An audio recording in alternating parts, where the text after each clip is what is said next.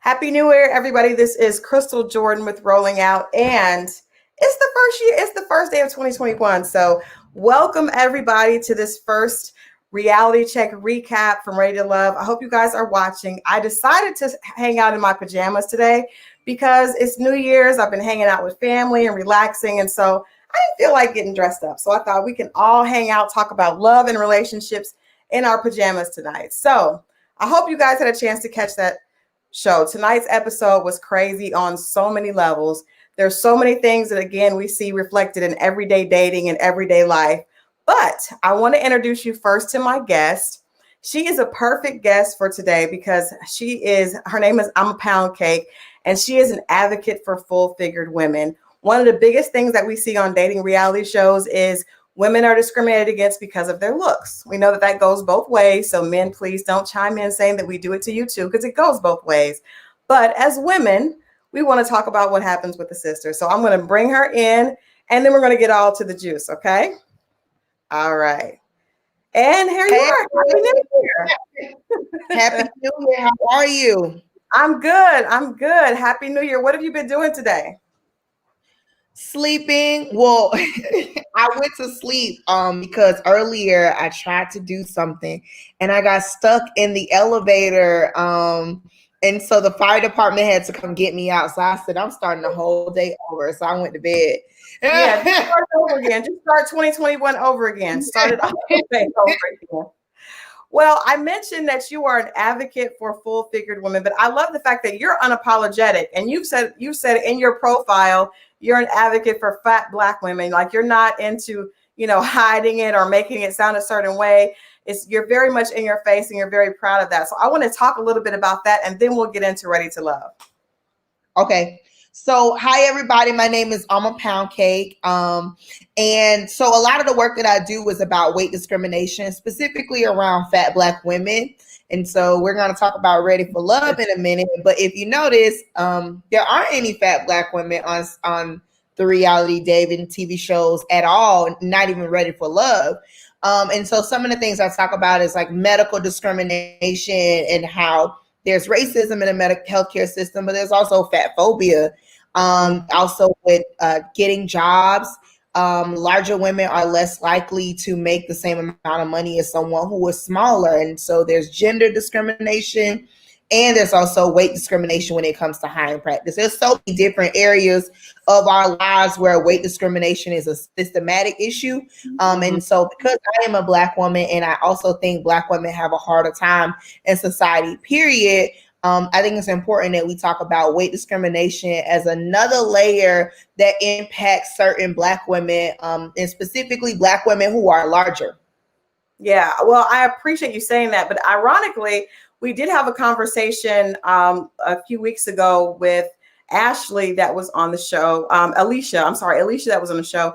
And she was a thicker woman. And she stated that a lot of the guys were very, partial to the smaller girls. So I guess, it depends on how people kind of see you. But she did say that she made that statement. Not only was she thicker, but she was also, taller. And she felt like she received discrimination because of that. Where do you think the difference is between discrimination and just a preference? Because I know that there's a lot of men that say, oh, this is just my preference when in public, but that's not necessarily what they're doing in private. So where do you see the difference between a person's preference and a person actually discriminating against someone because of their size? Interesting. First, I want to address the first comment that you said with the previous guest. I think that there is some type of like discrimination when you are the biggest person in the room, even if you're not a fat person, right? And I think of this a lot of times about like Black girls who dance in white spaces. They may always be the bigger person, but they're not navigating the world like a fat Black person. And so I definitely want to distinguish the difference, because it's not the same, because everyone is struggling with body image or may have been teased or left out based on the way they look. They don't navigate the world the same. And I'm not saying the way they are being treated is right either. I just don't think it's the same. And then I want to say about preference, I think a lot of people hide and use the word preference to discriminate, right? Like I have preferences too about like who I choose to date. But when people ask me, do you have a height preference? Mhm. I actually don't have a height or a race preference. Because I do think it's a form of discrimination. I'm attracted to men and that's who I want to date, men. A Right. lot of men, I think like it would be it's interesting because there's this conversation where men will say, I like this type of body, but I have nothing against the other body. Case in point, an event we were at, Mhm. that event we met the other night in person. Mhm. I was with a friend. You saw the friend I was with, so I'm gonna tell it in the context. A guy walked up that was there and approached her and said, "You're so beautiful," which she is beautiful. Mhm. Complimented her body, everything. It was like 3 minutes before he even spoke to me. And then when Yeah. he spoke to me, he said, "I would like to try someone your size. I never slept with someone your size." And He said so that? he said that to me at the I event. think Yes, I and it's know who not, you're talking about. yes. Oh my God. And but because he's kind of unruly, it's not the first time I've heard the statement, right?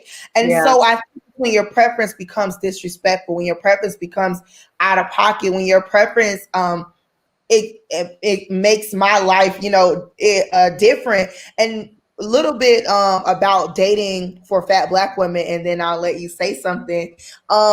Is a lot of times fat black women haven't gone on dates. If they have gone on dates, I know a lot of women who are like 30, they've never been on a date in their life, right? There's studies that show prom, starting with prom, the dating experience may be different. Just they may not go to prom with a date at all. So it's starting when you're like 17, 18 years old. But not just that. There's this thing about dating men who aren't I wouldn't say who wouldn't be valuable, right? Like you either Mhm. taking care of them or it's some struggle love. And so I do think shows like Ready to Love would be, even more beautiful if there was like bigger girls in there competing. I think that would be super cool. But yeah, that's just my take. No, I think that's real. I think that it's interesting how this show I think starts so many conversations that are needed, right? I believe this type of conversation is needed.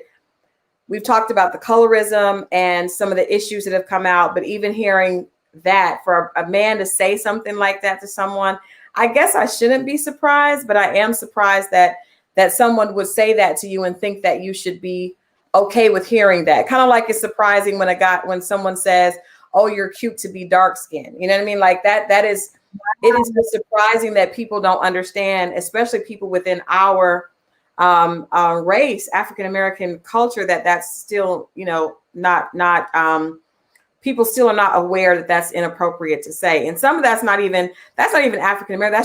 That's just women and men. Like you should not ever say that to a woman ever. I want to thank everybody for tuning in. This is going to be a great conversation. I'm so happy that Amapoundcake has joined me. And again, Happy New Year to everybody. This is the first day of 2021. And I'm so thankful that you're sharing it with us. You're sharing this night with us. Now, I want to go ahead and get right into Ready to Love. I know that's why you're here. So I'm going to play a clip from the beginning of the show, and then we're going to talk about it. I've got to talk about it. I have my girl here that has stepped in to help me because this is how I was feeling pretty much she sums up how I felt so much about what I saw with this next situation. So I'm going to go ahead and play this clip with our girl Denise, and then we're going to talk about it. You had been my number one the whole time. Okay.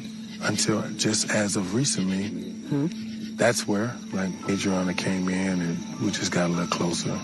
Okay. I dig her vibes and everything. You can see her being a potential mother of your kids. Yeah. I can't say that you fell short in any area. Okay. So you pick Adriana without having a conversation with me about the whole situation? What do you mean without having a conversation? No, I'm asking. Like we talk every day. What do you mean? Okay, I'm just asking questions. Even in the midst of all the confusion and all the mishaps and all the misunderstanding, I was still putting you first. Why? Because we were doing the work.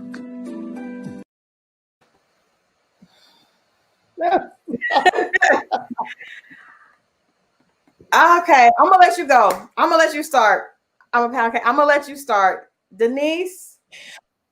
Okay, well, I don't want to spoil the rest of the conversation, but what I will say is it just seems like Denise is a bit delusional, right? About like what's actually happening.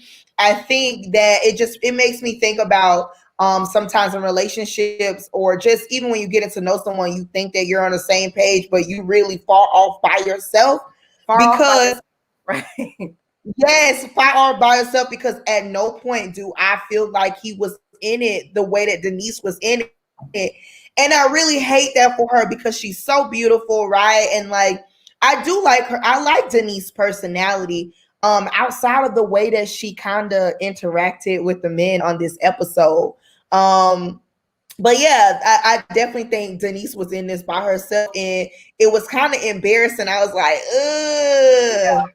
It was a cringy moment. I mean, we could talk about this was the beginning and it just kept getting progressively worse and worse and worse. And I don't have the clip that I wanted to pull with this. So after this conversation where she said to him, I think the thing that was the biggest trigger for me was she asked, why did he not talk to her about how he felt about the other young lady? What? I was like, Right. what are you talking about? What are you saying right now? Why? And she said, you didn't feel like you had to discuss this with me when he decided that Adriana was now his number one pick. What world is she living in? Like, and I feel like I agree with you.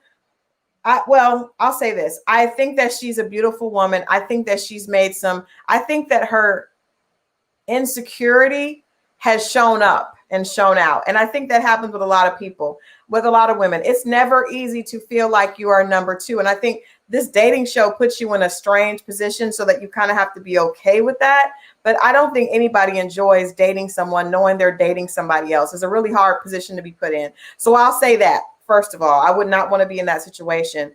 But the defensiveness, if you're going to go on a show, you have to know that the guy is seeing other people and that he has to make his own choice, just like you have to make your own choice.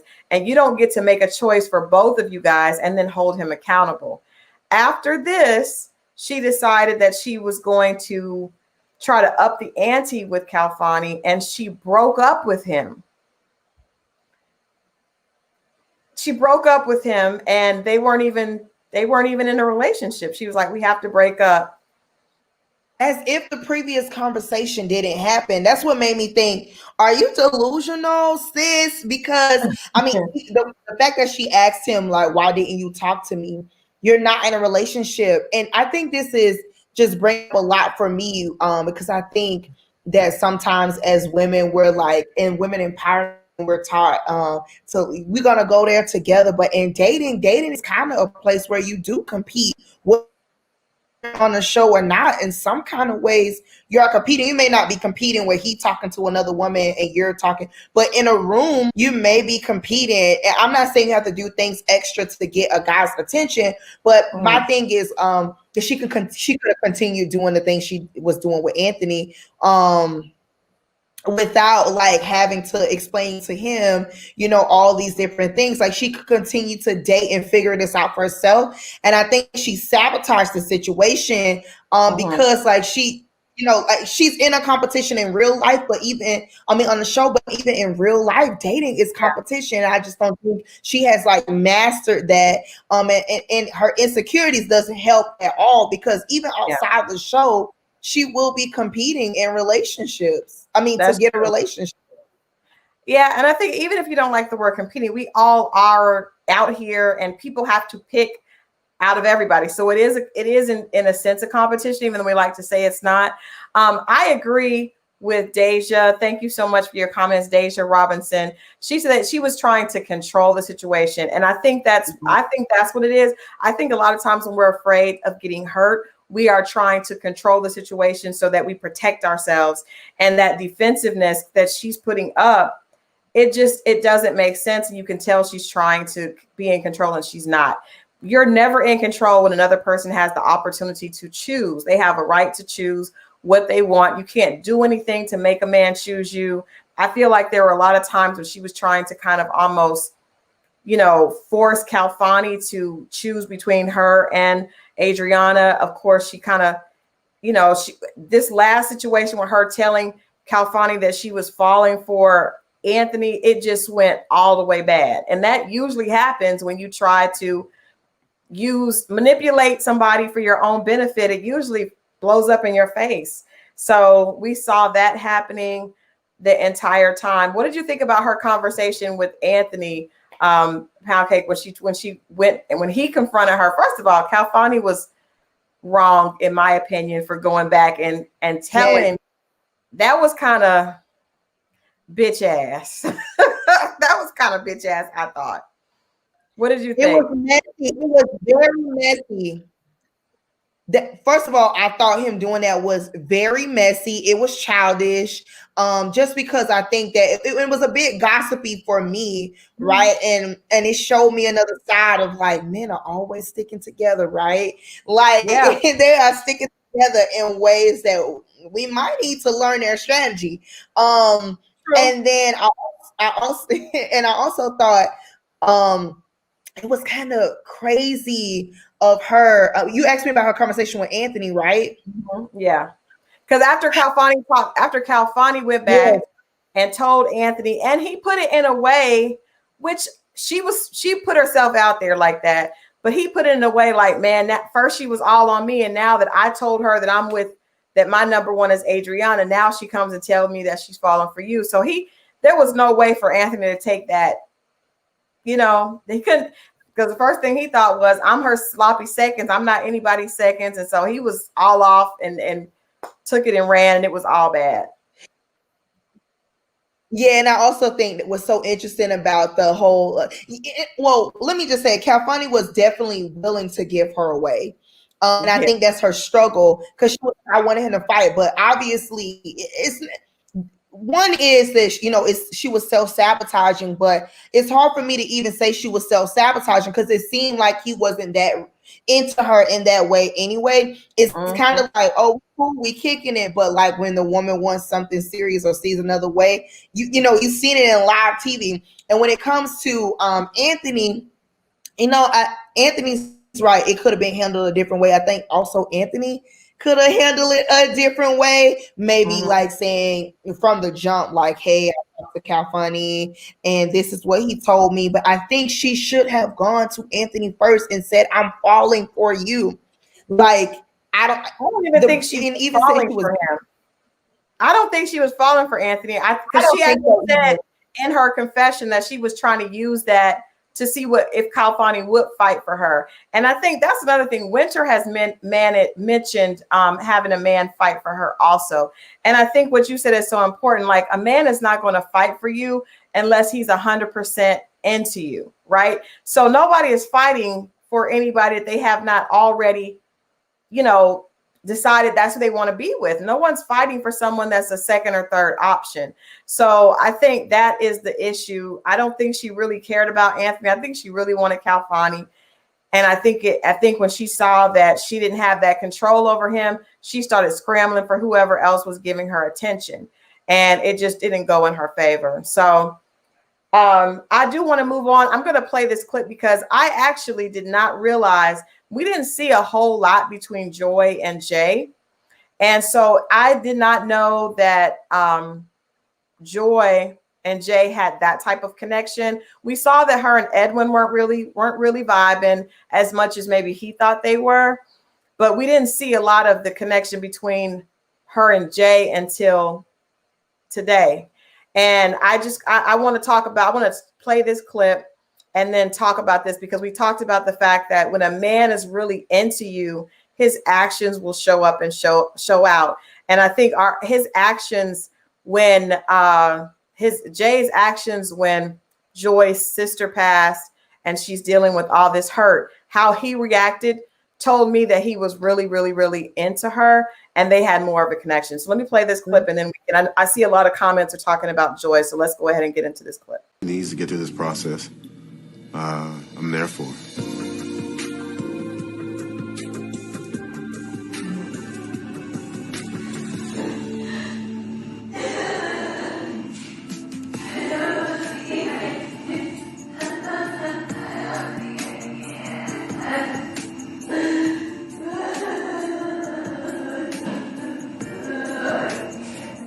Hearing her cry is, I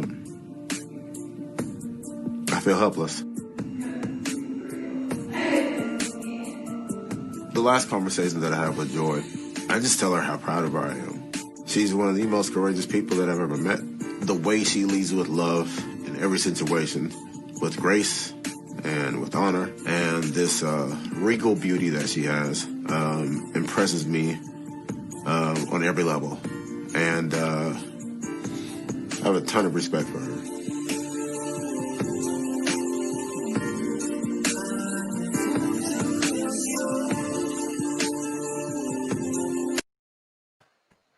So I just seeing her, the way she was hugging him and the way he was consoling her. And I know that she was devastated. I mean, our condolences go out to her. Obviously, this taped a while ago, but just sending our condolences. That was hard to watch, seeing her so broken, and everybody on the cast. That was hard to watch, but it's real life. And I think people need to realize that anyone on television, they're still dealing with real life issues, so that was heartbreaking and devastating. But to me, the way they interacted through that devastating moment showed me that they really had connected more than people really realized. What did you think about that? Right. Honestly, that was the moment. It was like taking me in emotionally. Cause I almost felt, like, wow. And I wanted him immediately. I was like, go with her, go with her, go with her. And so seeing him console her, it seemed like he was a bit conflicted. Like, do I leave this show and go with her? But I'm so happy that he did leave and go support her. I would love to see like what happened once he got there. I know it's a vulnerable time, but I would hope that the camera followed a little bit, because I wanna know what happened. I just think it was beautiful, and just seeing them in the hallway, and him just standing there and her leaning into her, and to me that was like a level of intimacy too that was just it was beautiful, and it was deeper than the superficial stuff. Right. I agree. I thought that there was actually a clip right before that started in that he was actually crying in the conversation he had with Tommy about her. And I was like, wow, he really, really does care about her. And I think, I'm not going to lie, a lot of times with Ready to Love, I feel like the cast are there to be on television. They're on television, they're competing for some popularity and all that. And I'm just transparent about that. But I feel like he really, really was there for her. And the thing about it, there was nobody else there that he was really connecting. It was clear that he was not into Winter as much as he was into Joy. He was very clear about that. It was almost painful to watch him kind of let Winter know that wasn't, he did it in a very subtle way, but it was clear he wasn't really into anybody else. So I thought it was the right thing for him to do, to go and try to connect with her. And then also just to remove himself, as opposed to trying to figure out another connection just to stay on the show. So I really, I thought that was cool. I was a little concerned about the soup choice there. I will acknowledge that. I was a little concerned about that soup choice, but that's okay. He's a good looking guy. He can get away with a few accidents, but that soup choice was not my favorite. It was not my favorite. Oh my gosh, he was so beautiful though. He's a cutie. Yeah, he looks good every other time, but that particular soup choice, not my favorite. But everything else, he's and he carried himself with respect. I like that. I really, really, hope that they did connect afterwards. One thing I noticed is that every single guy on the show, from Anthony to Edwin, we had KG on. they all spoke about Joy's sense of class. And I think that's important because so often, especially now, it doesn't seem like class really leaves an impression. And I think when you look back and you listen to these guys talk, we've talked to quite a few of them, they all had a level of respect for her because she really carried herself with a level of class. We don't get to see everything on the show.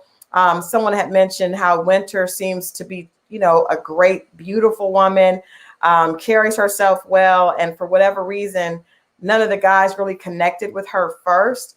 But one of the things, like I said, I'm not sure how everybody is interacting behind the camera, but we do see guys coming and saying that Joy had a sense of grace and class that they were really impressed with. So I think that's a good note to take.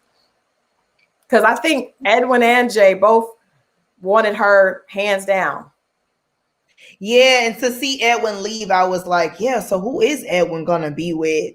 It made sense to me, it made sense for Edwin to leave, but with Jay, even Jay to leave, but with Winter, I thought she was being a really good friend on this episode to everybody and just being very charismatic. And I also like the way that Tommy was mentoring Jay through this. That was just beautiful, and it really was about to make me cry even more. Yeah, me too. I think he handled it really well, and I think it was important because I do think men need mentors, right, in handling tough situations. And I think that Tommy's conversation aided in him going to chase after Jay.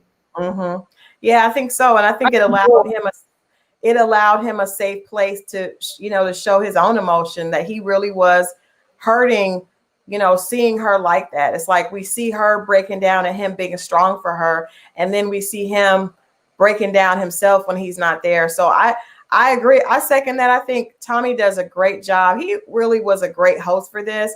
Shouts out to Will Packer for really getting a great host that is able to be a great, he counsels the women, but we really see him step in there with the men and get them to step up and, show that side of manhood that I think so many women are looking to see. So I really enjoy that about the show. I think they have a great host. I hope he stays with Ready to Love forever because he does a great job, of showing up as manhood, real manhood. So the only other couple we haven't talked about is Cal Fani, Adriana, and Rashid. Now, my personal thoughts on that, I don't think that Adriana is really into Cal Fani outside of Cal Fani's exterior. He is fine as hell. We can say that. We can get it out the way. He's fine. We know that. But to me, when I see her and Rashid, she's able to go with him on another level. I think that she would pick him out of the two, but I really don't think Adriana wants either one of them, honestly. I think she enjoys playing, she's a flirtatious person. She likes to flirt and be silly and cute. She's a beautiful girl, but I definitely know she don't want Cal Fani. I don't think she's ready for Rashid. So what Adriana gives me is I'm still waiting on other options outside of this show. That's what Adriana gives me, that there's more men to date. It seems like Adriana is there for practice and not to be seriously committed to someone, because her interactions for me, it translates as that. And her Rashid is like she's having fun, but when she goes home, I think she's, in her bed, or like if she had the chance to talk to her homegirls, I don't think she's talking to her homegirls about Rashid. Like I don't see that. And then Cal Fani, I think Cal Fani is that's a whole joke with her. I don't see, it's a physical intriguement. That's it. They don't even have real conversation. She just she just giggles, I don't want to say this, but I'm like, I think she kind of sees him as a boy, a cute boy. Yeah. No, I think that's real. Is there anybody else? I'm reading the comments. Everybody likes Winter, and I don't think we have to cry for Winter, because what I did see is that Steve Harvey hooked Winter up with an actor. I cannot think of his name, but he is fine. Oh my gosh! Somebody in the comments there's an actor that's like Cuban and black. He's absolutely gorgeous, and Steve Harvey hooked Winter up with him. It's not Alonzo. What is the guy's name? I know somebody out there knows. You guys know this guy. Please tell me. He played in Jumping the Broom with Paula Patton. What is his name? Hold on. All right, now I'm look it up. Laz Alonso. Yes, thank you. 135th. Laz Alonso. So I word on the street is Steve Harvey hooked. And I think that's that's an awesome consolation situation. Like, I would go on the show and not be cool with anybody and get a date with Laz Alonso. So I think Winter's going to be fine. Even if they don't connect, she's a beautiful woman. And I'm sure, something is out there for her. And the thing I can say about Winter is that I love the way she is a real, like, she stands up as a real woman. The way she handled the situation with Simone, the way she's continued to handle even the situation with Denise, trying to see what was going on. She's classy, and she has always, just been somebody that was really across the board, had standards, and did not be messy. Some of the other ladies we saw be a little bit messy with stuff, but Winter was never like that. And I think she's gonna be fine. She's absolutely beautiful, and she'll be fine. She's, even Winter, I'm like, outside of, dating, I would want to be Winter's friend. She just seems like a good home girl. It was cute seeing her walk with Denise and just talking to Denise, even in the beginning, or just the way that she even handled the situation with Joy, because she could have used that as her time. Well, now it's all about me, like. She, but she didn't. I think and I honestly think it was truly genuine. And so just outside of that, I just love to see that about her. But even when it comes to the dating, I definitely think she'll be fine. And I think it's interesting that Steve Harvey hooked her up with somebody. Y'all know I got. You know what? I'm sorry, I was wrong. It wasn't Winter. It was Simone that he hooked up with Laz Alonso. Dang it. Well. Hopefully, if Winter doesn't have a connection, she may connect with Anthony. If she doesn't have a connection, hopefully Steve Harvey has another fine actor to hook her up with. So that's my bad. I knew hooked somebody up with Laz Alonso, and I was like, damn, that is a great hookup. But yeah, Winter is somebody. She's probably one of the only ones on the show I think would be fun to hang out with as a girlfriend. I agree with you. She's definitely that. We'll have her on the show. We'll have her on the show later this month and have a good conversation with her. So I want to go back to Pound Cake and ask you about the work that you're doing. How do you encourage? You mentioned that a lot of women, if they're dealing with their weight, or maybe they're just at a size and they're happy with it, but they're seen as overweight and other people have an issue with it. How do you encourage women like that not to let their self-esteem get affected by what the people around them say, or what society standards may be when it comes to body discrimination and appreciation?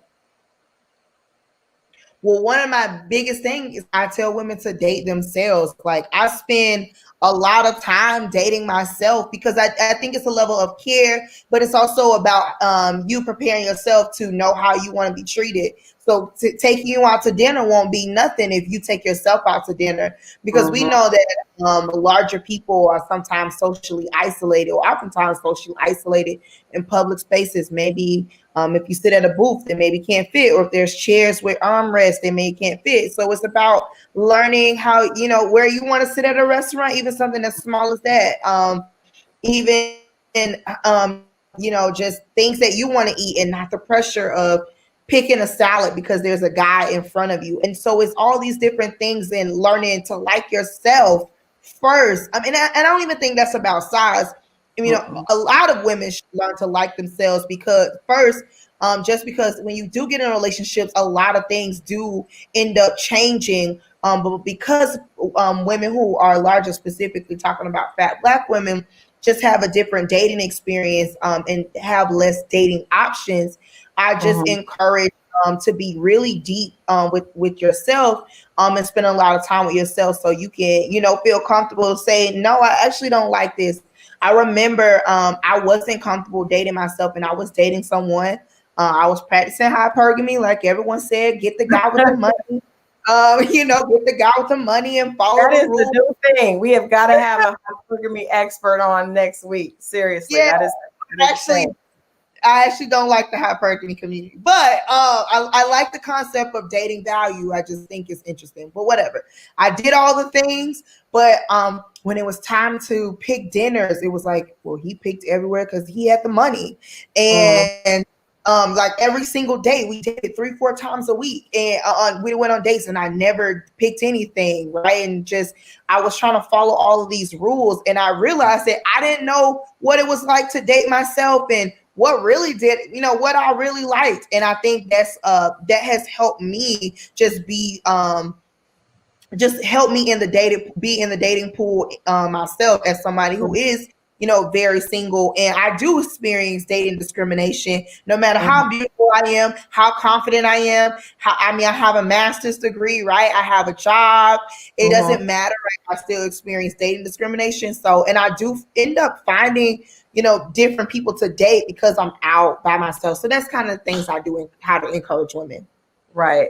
Well, I like that. And I love the fact that you're so unapologetic about that struggle. There are a lot of women that won't acknowledge that. And I think I've even had conversations where women have acknowledged that they've done things for men, made sacrifices. And I have a girlfriend that was overweight at one time. And she said a lot of times guys would assume that she would pay for them and they would use her kind of as somebody that they got things from. And that conversation is shared behind closed doors, but not out in the open. And I think when we don't talk about things like this out in the open, it allows younger women to struggle alone. You know what I mean? And that's what I think these conversations are good, because women need to understand they are not the only ones going through this. And if they can talk about it and hear someone else's struggle going through it and getting their confidence and gaining that, and that person that looks like them and they resonate with them, then that's great for their own growth. And maybe they can avoid some of those pitfalls.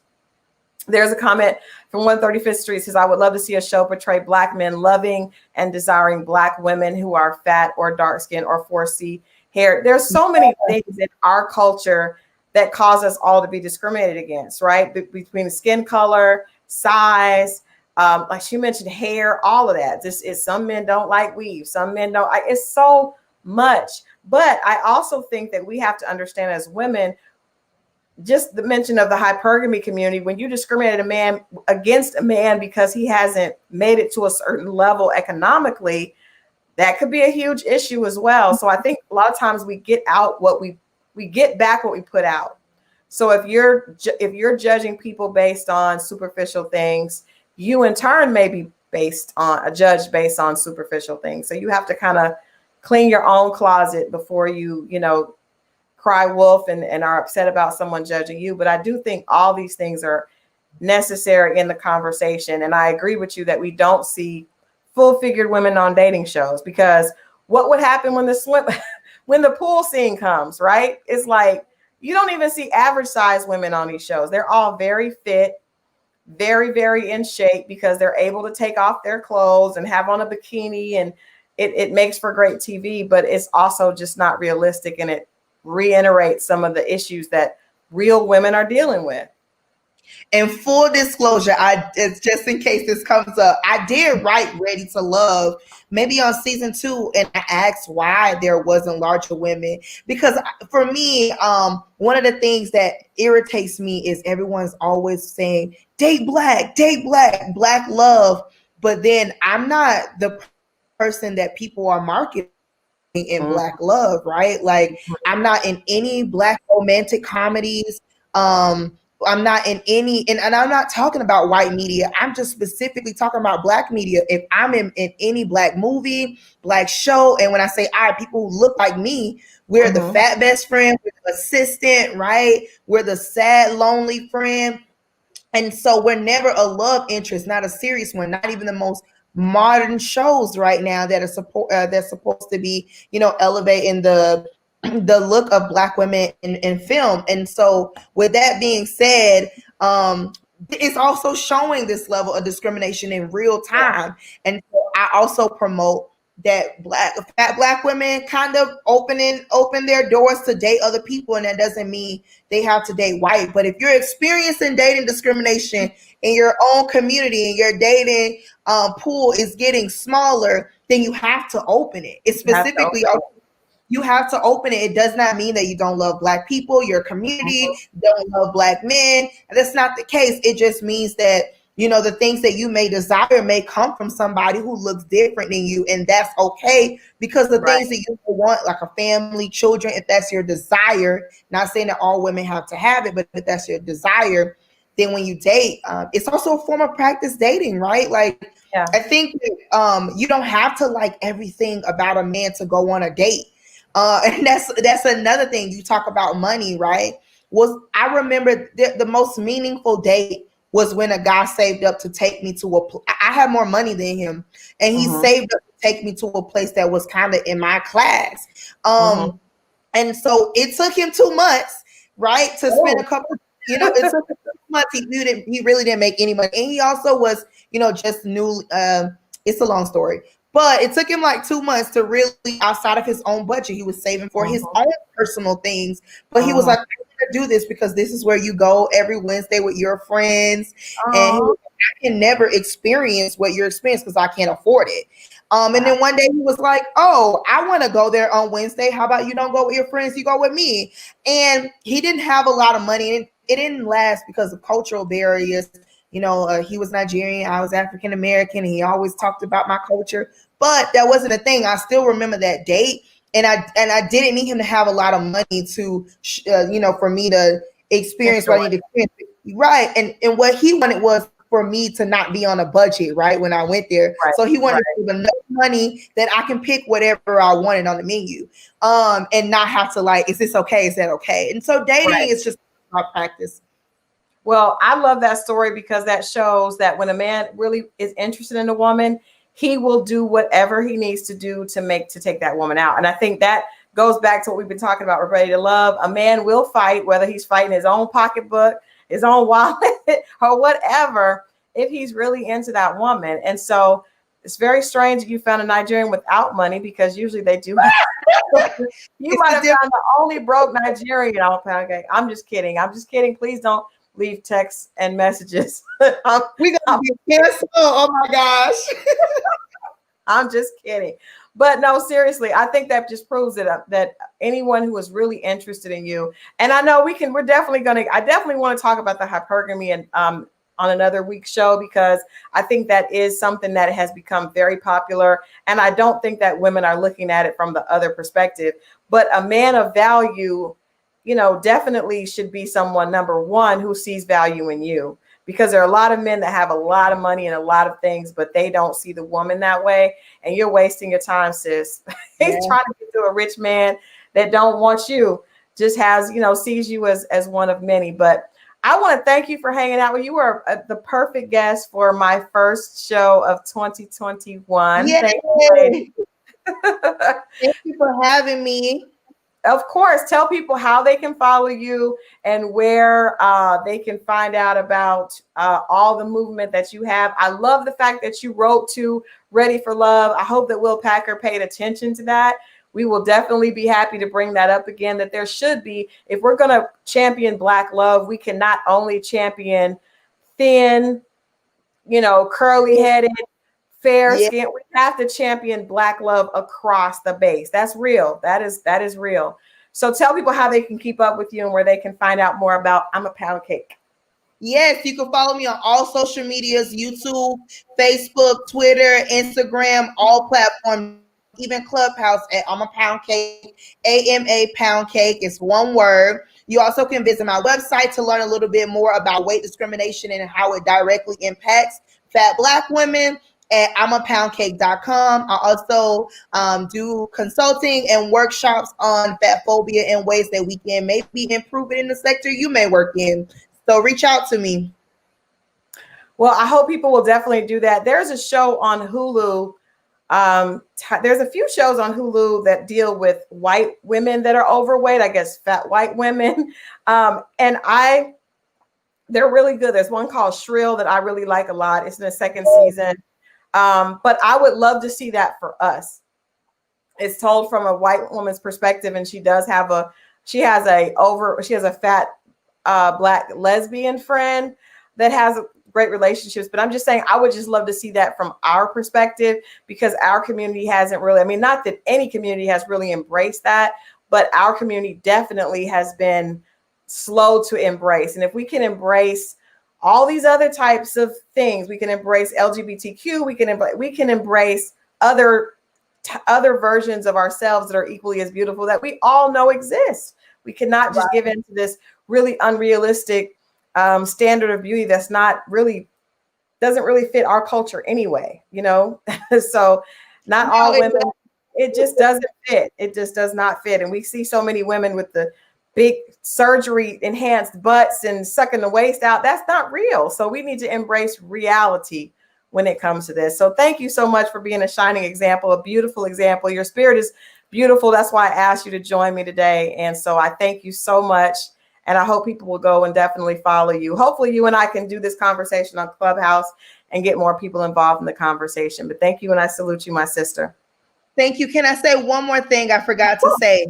Yeah. Yes, I forgot to say this is really important. I'm the host on Women for the Culture every Tuesday night. I host a segment at 8 p.m. Eastern Standard Time on Tuesdays called Fat Tabulous Tuesdays, where I interview fat Black women in all different sectors, in politics and media, those who write, in all different sectors. And so if you are a fat Black woman and you want to be interviewed for Women for the Culture and you want your work to be shown, please contact Women for the Culture on Instagram, Montage PR, to be booked on our Tuesday segment, because I would love to interview you and show your work on Fat Tabulous Tuesday. So thank you so much, Crystal. I forgot to say that, and I appreciate you for having me.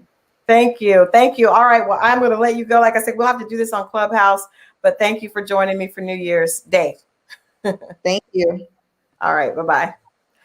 All right, guys. So I thank you for joining me. As always, I'm hanging out in another room tonight, but I really enjoyed tonight's episode of Ready to Love. We saw the emotional issues with Joy and her sister, again, sending condolences to her. We also saw kind of crash and burn with Denise, but I'm not giving Denise a hard time, because I think Denise's situation is very, very, very much copied and reflected in so many other women's behavior. A lot of times when you're trying to keep control, you're not aware of the fact that you're really not in control at all, and your insecurity and not necessarily believing in yourself or feeling as confident as you wish you would is definitely shining through. So I'm going to make my quick predictions for next week. I do think that Adriana is going to pick Rashid. I think that there are 2 more episodes of Ready to Love, maybe 1 or 2 more episodes. I think Adriana is going to pick Rashid.